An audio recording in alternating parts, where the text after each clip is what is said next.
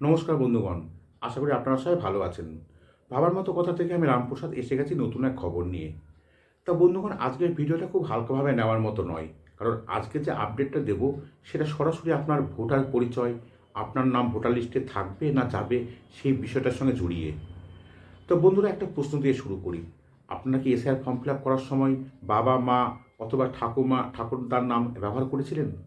যদি উত্তর হ্যাঁ হয়, তবে ভিডিওটা একদম শেষ পর্যন্ত দেখতেই হবে। তা যা জানা যাচ্ছে, 20 ডিসেম্বর থেকে শুরু হচ্ছে হিয়ারিং বা শুনানি পর্ব। আর এই হিয়ারিংয়ে গেলে একটা নির্দিষ্ট ডকুমেন্ট আপনাকে দিতেই হবে। তা হিয়ারিংয়ে কোন ডকুমেন্ট লাগবে, কেনই বা লাগবে, আর কারা কারা হিয়ারিংয়ে ডাক পাবে, আর কতদিন ধরেই বা চলবে এই হিয়ারিং প্রক্রিয়াটা, সবগুলো আজ ধাপে ধাপে সহজভাবে বুঝিয়ে বলবো। দেখুন, আমরা সবাই জানি 16 ডিসেম্বর খসড়া ভোটার তালিকা প্রকাশিত হতে চলেছে। হাতে আর মাত্র কয়েকটা দিন। আর এই তালিকা প্রকাশের পরই আপনারা অনলাইনে তালিকা ডাউনলোড করতে পারবেন, নিজের নাম আছে কিনা সেটা চেক করে নিতে পারবেন। কিন্তু বন্ধুগণ, এখানেই শেষ নয়। ধরুন খসড়া তালিকায় আপনার নাম নেই, অথবা নাম আছে কিন্তু কোনো কাগজ গণ্ডগোল আছে, তাহলে কি হবে? নির্বাচন কমিশন জানিয়ে দিয়েছে, খসড়া তালিকায় নাম না থাকলে হিয়ারিং হবে, আর নাম থাকলেও হিয়ারিং হতে পারে। মানে বুঝলেন তো, 20 ডিসেম্বর থেকে শুরু হচ্ছে আসল খেলা। কমিশনের তরফ থেকে জানানো হয়েছে, এসআইআরের প্রথম ধাপ অর্থাৎ এনুমারেশন পর্ব এটা শেষ হয়ে গেছে। তো এখন কোন পর্ব চলছে?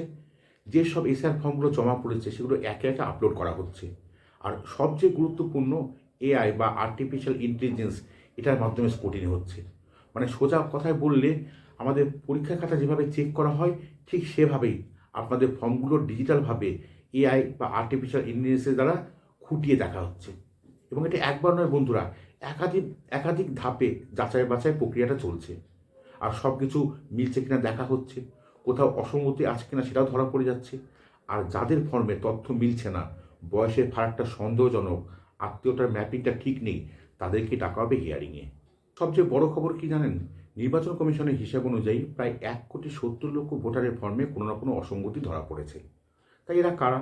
যারা বাবার নাম দিয়ে ফর্ম ফিল আপ করেছেন, যারা মায়ের নাম ব্যবহার করেছেন, যারা ঠাকুরদা অথবা ঠাকুরমার নাম দিয়েছেন, যাদের সঙ্গে বয়সের ফারাক কম দেখাচ্ছে। আর এই মানুষগুলোর 100% হিয়ারিংয়ে যাওয়ার সম্ভাবনা রয়েছে।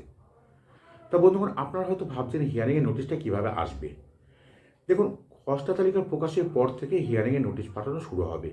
4-5 দিনের মধ্যেই ডাক আসতে পারে, এবং নোটিশ পাওয়ার 3 থেকে 4 দিনের মধ্যেই শুরু হবে শুনানি। এবং হিয়ারিংটা চলবে ব্লক লেভেলে, এআরও অথবা ইআরও শুনানি নেবে। আর সঙ্গে থাকবে কমিশন নিযুক্ত মাইক্রো অবজারভার। আরও একটা গুরুত্বপূর্ণ কথা, হিয়ারিং কক্ষে থাকবে সিসিটিভি ক্যামেরা। আর পুরো প্রক্রিয়াটা, এটার ভিডিও রেকর্ডিং করা হবে, এবং এই ভিডিওটা রাখা থাকবে ফাইনাল লিস্ট পর্যন্ত। তাই বন্ধুগণ, হিয়ারিংয়ে ভুল তথ্য দিলে বা ভুল বা নকল কাগজ দেখালে বা কিছু লুকোনোর চেষ্টা করলে কোনো ছাড় নেই। এবার সবচেয়ে গুরুত্বপূর্ণ প্রশ্নে, হিয়ারিংয়ে কোন ডকুমেন্ট লাগবে। বন্ধুগণ, এই অংশটা খুব মন দিয়ে শুনবেন, কারণ এখানে অনেক কিছু জানার বিষয় আছে।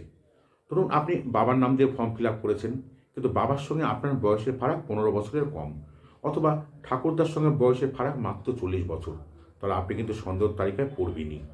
এই অবস্থায় হিয়ারিং গেলে 2002 সালের ভোটার লিস্টটাই হচ্ছে মূল চাবিকাঠি। নির্বাচন কমিশন আগেই পরিষ্কার বলেছে, 2002 সালের লিস্ট আর 2025 সালের লিস্টের ম্যাপিং যাদের ঠিক আছে তাদেরকে হিয়ারিংয়ে ডাকা হবে না। কিন্তু যদি আত্মীয়র নাম ব্যবহার করেন, তাহলে সেই আত্মীয়র নাম থাকা এবং 2002 সালের ভোটার লিস্টটা অবশ্যই নিয়ে যেতে হবে। এটা হচ্ছে মেন ডকুমেন্ট। 2002 এর লিস্টের সঙ্গে আপনি চাইলে কমিশনের যে 11টা ডকুমেন্টের কথা উল্লেখ করেছে, যে কোনো একটা দেখাতে পারেন। যেমন মাধ্যমিকের admit, school certificate, SC ST OBC certificate, যে কোনো একটা দেখালেই চলবে, ভেরিফিকেশন কমপ্লিট হয়ে যাবে। তা বন্ধুগণ, কমিশন এখানেই থামছে না। এই 1,70,00,000 ফর্ম, এগুলো আবার বিরোধের কাছে পাঠানো হচ্ছে, এবং শেষবার রিভেরিফিকেশনের জন্য। যদি তাতেও ভুল ধরা পড়ে, তখনই হিয়ারিংয়ে ডাক পড়বে। আর এরপর শুরু হবে এসআইআরের দ্বিতীয় ধাপ, ঝাড়াই বাছাই প্রক্রিয়া। ইতিমধ্যেই 58 লক্ষ নাম বাদ গেছে, সামনে আরও নাম বাদ পড়বে। আর সব কিছু শেষ হলে ফাইনাল ভোটার লিস্ট প্রকাশিত হবে। তা বন্ধুরা, এই ভিডিওটা আপনাদের জন্য খুব গুরুত্বপূর্ণ ছিল। যারা বাবা মা অথবা ঠাকুরমার নাম দিয়ে ফর্ম ফিল আপ করেছেন, তারা একদম প্রস্তুত থাকুন। তা বন্ধুগণ, এটা ছিল আজকের প্রতিবেদন। যদি ভিডিওটি ভালো লাগে অবশ্যই লাইক করবেন, আর পরিবার ও বন্ধুদের সঙ্গে শেয়ার করবেন। আর নতুন হয়ে চ্যানেলটিকে অবশ্যই সাবস্ক্রাইব করবেন। দেখা হবে পরের ভিডিওতে। ততক্ষণ পর্যন্ত ভালো থাকবেন, সুস্থ থাকবেন।